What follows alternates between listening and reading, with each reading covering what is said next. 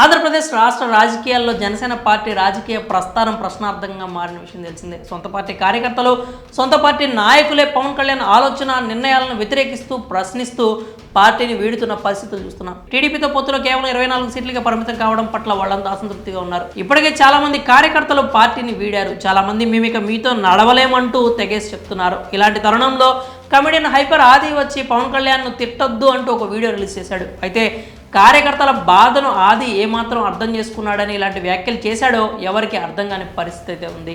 ఎప్పుడైతే తెలుగుదేశం పార్టీ జనసేన ఉమ్మడి అభ్యర్థులను ప్రకటించిందో, ఎప్పుడైతే పవన్ కళ్యాణ్ పార్టీకి 24 సీట్లు ఇస్తున్నామంటూ వెల్లడించారో అప్పటి నుంచే జనసేన కార్యకర్తల్లో తీవ్ర అసంతృప్తి రాజుకుంది. ఎందుకు అసలు మనం ఈ పార్టీ జెండాలు మోయాలి అంటూ కార్యకర్తలు బాహాటంగానే ప్రశ్నిస్తున్నారు. 10 ఏళ్లుగా పార్టీని నమ్ముకున్న నాయకులు కూడా రోడ్డున పడి గుండెలు పగిలేలా రోధించడం చూశాం. నాయకుడిని నమ్ముకుంటే నట్టేట ముంచేశాడంటూ ఆవేదన వ్యక్తం చేశారు. ఇప్పుడు హైపరాది వచ్చి కొన్ని వ్యాఖ్యలు చేస్తున్నాడు. పట్టుకున్న జెండాన్ని వదిలేస్తున్నారు, స్టిక్కర్లు పీకేస్తున్నారు, పవన్ కళ్యాణ్ తిడుతున్నారు, పోస్టర్లు కాల్ చేస్తున్నారు. ఇదంతా చూస్తుంటే నాకు బాధగా ఉంది. అందుకే నేను మీ ముందుకు వచ్చి మాట్లాడుతున్నాను. ఆయన అలా ఎందుకు చేశాడో ఆలోచించండి అంటూ హైపరాది చెప్పుకొచ్చాడు. అయితే ఇక్కడ ఒక విషయం గురించి నిజంగానే ఆలోచించాలి. హైపరాది ప్రముఖ కమెడియన్ అనే ప్రత్యేకంగా చెప్పాల్సిన అవసరం లేదు. తన షోలు తాను చేసుకుంటూ ఎప్పుడో ఒకసారి వచ్చి నేను పవన్ కళ్యాణ్ అభిమానిని, జనసేన పార్టీ అంటూ మాట్లాడుతూ ఉంటాడు. అందుకు అతనికి సినిమాల పరంగా బాగానే వర్కౌట్ అవుతూ ఉంటుంది.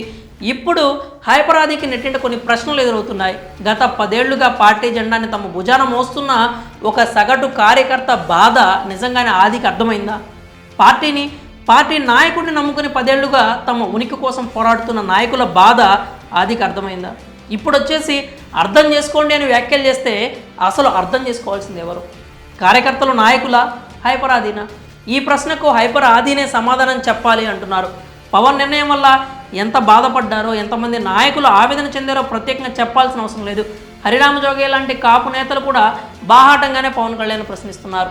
వాళ్ళు పవన్ తక్కువ చేస్తున్నట్లు కాదు, తనని తానే తక్కువ చేసుకోవద్దని హితవు పలుకుతున్నారు. ఈ విషయాలు కూడా హైపర్ ఆదికి అర్థం కావడం లేదు అంటూ కామెంట్స్ ఇస్తున్నారు. ఇప్పుడు వచ్చేసి తిట్టకండి ప్లీజ్ అనడానికి ముందు తమ వైపు నుంచి కూడా ఆలోచించి మాట్లాడుంటే ఇంకా బాగుండేది అంటూ కౌంటర్స్ ఇస్తున్నారు. మరి ఆదికి ఎదురవుతున్న ప్రశ్నలపై మీ అభిప్రాయాలను కామెంట్స్ రూపంలో తెలియజేయండి.